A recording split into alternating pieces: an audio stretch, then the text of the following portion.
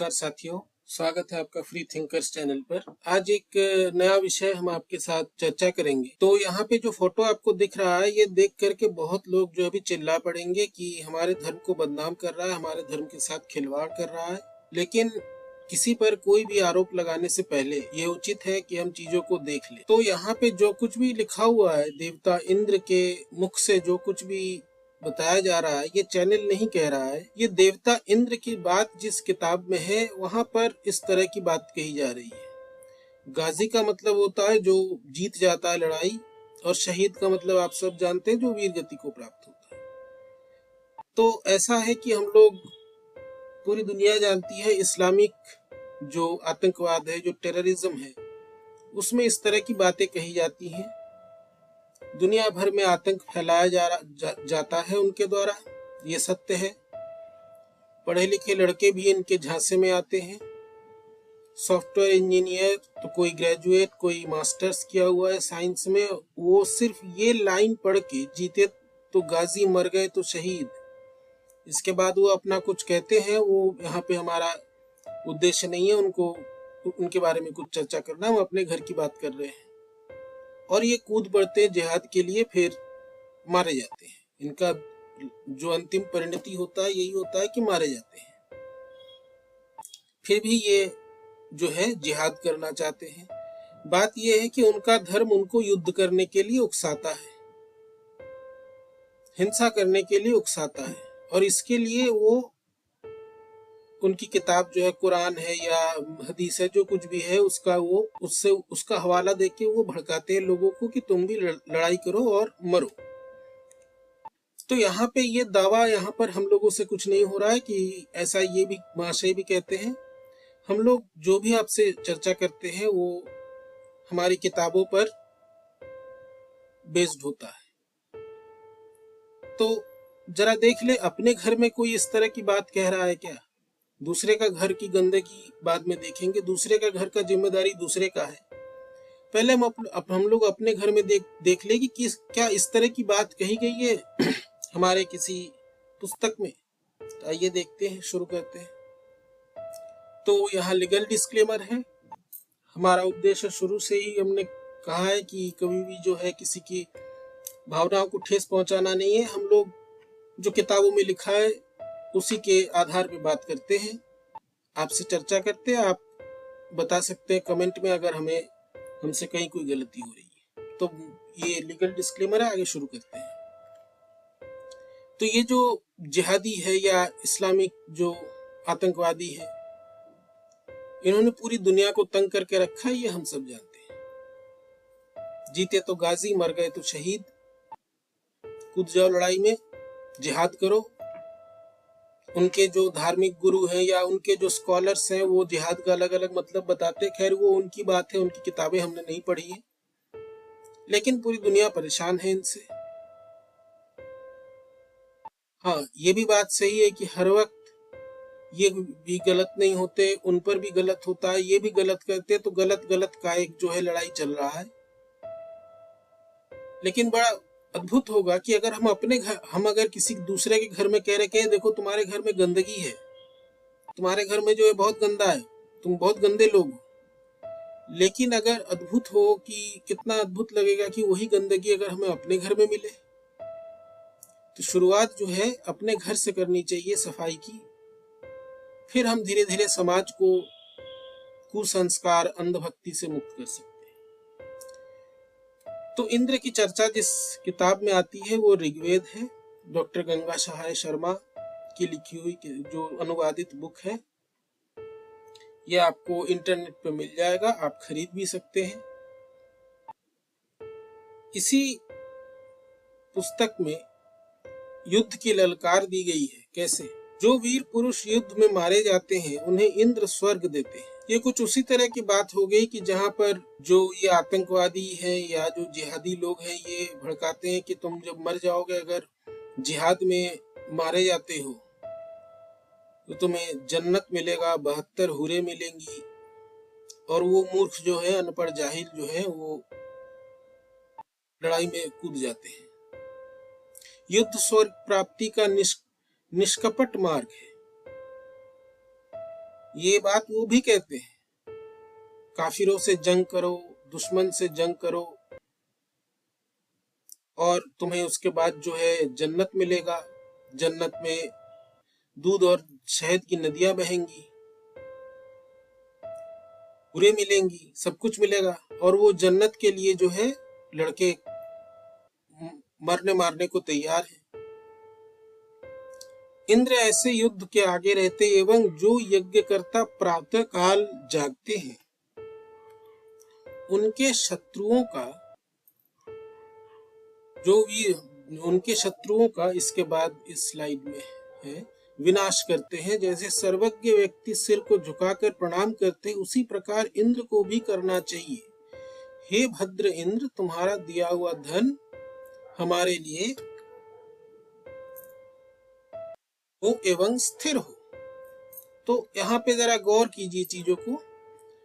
जो वीर पुरुष युद्ध में मारे जाते, ये तो हमने बताया, आप भी पढ़ रहे हैं, हमने क्या बताया, आप खुद पढ़ रहे हैं। उन्हें इंद्र स्वर्ग देते हैं। वहां पर भी ऐसी कुछ के बात कहते हैं कि जिहाद करो, दीन के लिए मर जाओ और उसके बाद जो है तुमको जन्नत मिलेंगी, दूध दही शहद की नदियां मिलेंगी, तुमको हूरें मिलेंगी। यहाँ पर भी कुछ उसी तरह की बात कर रहे हैं। इसी तरह की कुछ बात गीता में भी की गई है, उसको हम बाद में देखेंगे। तो यहाँ पे वीर पुरुष अगर मर जाए तो इंद्र जो है, इसीलिए जो पहला स्लाइड है उसमें ऐसी फोटो दी गई है कि वो कह रहे हैं कि मर गए तो जीते तो गाजी, मर गए तो शहीद, तुम हमारे पास आओगे, हम तुम्हें जो है देंगे, स्वर्ग देंगे, सारी सुख देंगे। और ये कह रहे हैं कि युद्ध ही जो है वो निष्कपट मार्ग है स्वर्ग प्राप्ति का। वहां पर जन्नत की लालच से लड़वाओ, यहाँ पे स्वर्ग के लालच से लड़वाओ। तो दोनों जो है, लगता है कि एक ही शैतान, एक ही व्यक्ति के दो चेहरे हैं, दो अलग अलग चेहरे हैं, लेकिन वो बात एक ही कह रहे हैं। कोई कह रहा है जन्नत मिलेगा, जिहाद करो, मारकाट करो, ये कह रहे हैं स्वर्ग मिलेगा, निष्कपट मार्ग है। तो ऐसे युद्ध के हमेशा आगे जो है वो इंद्र रहते हैं। अब इनके इंद्र कितने युद्धों में थे ये यही जानते हैं। और यहाँ पे एक बात कही गई है, जो यज्ञकर्ता प्रातः काल जागते हैं उनके शत्रुओं का विनाश करते हैं। और जैसे, तो ये क्या कहते हैं कि जैसे सर्वज्ञ व्यक्ति के सिर झुकाकर प्रणाम करते हो, सर पटकते हो उनके सामने, तुम इंद्र के सामने भी पटको। एक तरह का फोर्सफुल कहा जा रहा है, हमारे सामने या इस किताब के सामने या इसमें जो कुछ भी बताया गया उसके सामने अपना सर झुकाओ। ये भी वही कहते हैं। तलवार के दम पर कई लोग ऐसा कहते हैं, तलवार के दम पर जो है वो धर्म फैल गया, मैंने हमारे सामने सर झुकाओ या सर कटवाओ। तो ये भी वही चीज कह रहे हैं, सर झुकाओ इंद्र के सामने, युद्ध ही एक उपाय है, तुमको स्वर्ग मिलेगा। तो आगे देखे जरा ये स्वर्ग के बारे में क्या कहते हैं। तो ये जो है ब्रह्मा जी हैं, ये ब्रह्मलोक, इनका स्वर्गलोक किस प्रकार का होगा जरा देखें। तो ये मत्स्य पुराण की एक किताब है, आप चाहे तो इसका हिंदी संस्करण भी ले सकते हैं। इसमें मत्स्य कह रहे हैं, चलिए आपको पॉइंटर से हम दिखाते हैं क्या कह रहे हैं। तो यहाँ पे ये कह रहे हैं, king it's horns should be covered with gold hoofs, ये किसी जो है धर्म के बैल की बात कर रहे हैं। तो यहाँ पे उसके बाद ये कह रहे हैं, lots of fleas should be paid in this case, thus the donor undoubtedly liberates his father, grandfather and great grandfather from hell। ये नरक से अपने पितरों को मुक्त कराते हैं, ये वहां जाते हैं। he goes to the region where flow the rivers of clarified butter, clarified butter मतलब घी, दूध। ये इनके पितृ नरक से मुक्त होते हैं। मुक्त होने के बाद ये एक ऐसी जगह पे जाते हैं जहां पर घी के और दूध के नदियां बहते हैं। And land abounds with the mud of curds, वहां की जो धरती है या वहां का जो जमीन है वो दही में दूध से भरा हुआ है। And there are trees that give desired fruits, और ऐसे ऐसे पेड़ हैं कि आप जो मांगोगे वो देगा, जिस तरह का फल मांगोगे वो देगा।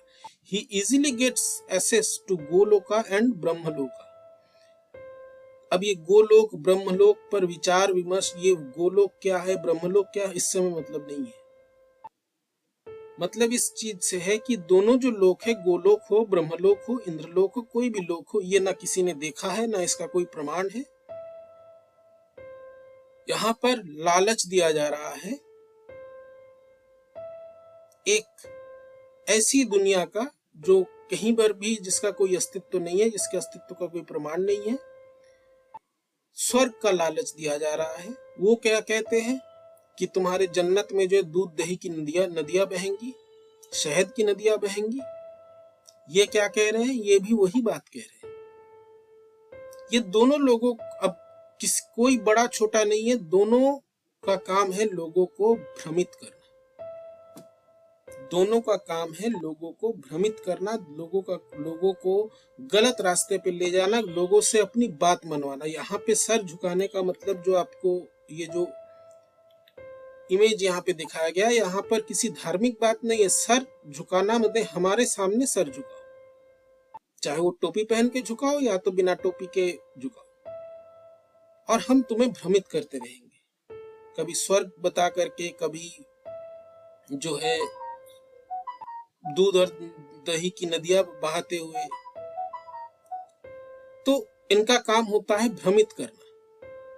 अब इसके बाद इसी ऋग्वेद में कहा जा रहा है, पुरुरवा ने कहा, मेरे महल में तुम्हारे आने के बाद सुजुर्णी, श्रेणी, सुम्न, आपी, हृदयचक्षु, ग्रंथि, चरण्यु आदि अप्सराएं। उन्होंने 72 की बात की, यहाँ पर भी इन्होंने, चलो 72 तक नहीं पहुंचे, कुछ की बात की। ये गोष्ठ में जाने वाले गायों के समान शब्द करती हुई नहीं आती थी। अब इनका कहने का मतलब क्या है कि पुरुरवा कह रहे हैं कि जब मैं महल में आया, मेरे महल में तुम्हारे आने के बाद कोई उनके महल में आया, तो वो जो व्यक्ति इनके महल में आया, उससे पहले ये सारी अप्सराएं उनके पास आती थी। गोष्ठ में जाने, गोष्ठ की बात हो रही है, गोष्ठी, गोष्ठ, ग्रुप, दल। तो गाय जैसे शब्द करती हुई चलती है, उसी प्रकार से इनके महल में ये अप्सराएं आती थी। अब कोई ऐसा व्यक्ति आ गया या आ गई, उसके आने के बाद ये अप्सराएं अब नहीं आती है। इसका जो है इनको बड़ा हो सकता है दुख हो रहा हो। इससे पहले इनके महल में सारी अप्सराएं जो है, सुजुर्णी, श्रेणी, सुम्न, अपी, हृदयचक्षु, ग्रंथिनी, चरण्यु, ये लोग आती थी गाय की तरह शब्द करते हुए, अब नहीं आती। ये अप्सराएं जो है, ये धरती पर तो इनके किताबों के अनुसार होती नहीं है, उनकी हूरें भी नहीं होती हैं। ये होती है कहाँ? स्वर्ग में। इंद्र देवता जो है वो नाच देखते हैं उनका। अब इनके अल्लाह भी कुछ करते होंगे, नाच गाना देखते होंगे। वो कहते हैं चलो वहां पे जो है ना तुमको हूरें मिलेंगी, यहाँ पे अप्सराएं मिलेंगी। तो ये बताया जा रहा है कि इनके स्वर्ग में जो है ऐसी अप्सराएं होती हैं जो गाय के समान शब्द करती हुई, खुश होती हुई उनके महल में आती हैं। अब किसी कारणवश नहीं आ रही है। तो यहाँ पे कोई बड़ा कोई छोटा नहीं है। हम फिर से कह रहे हैं, दोनों एक ही है, और तीसरा भी अगर कोई होगा वो भी उसी प्रकार का होगा। लोगों को भ्रमित करना, लोगों को अपने वश में करना, अपने सामने सर झुकवाना, दोनों का काम है। आप इससे बच सकते हैं अगर आप तर्क बुद्धि, साइंटिफिक टेम्परामेंट से चीजों को समझे, चीजों को जानने की कोशिश करें, अपने मन से कुसंस्कार, धार्मिक उन्माद को मिटाएं। और जब आप अपने आप से शुरुआत करेंगे तो आपके आसपास के लोग भी धीरे धीरे, समय लगेगा, धीरे धीरे जो है ये बदलना शुरू होंगे। तो आज का वीडियो यहीं तक। इसके बाद हम एक और विषय पर चर्चा करेंगे। लाइक, शेयर और सब्सक्राइब अवश्य करें, हमें भी सपोर्ट करें आगे बढ़ने में। धन्यवाद।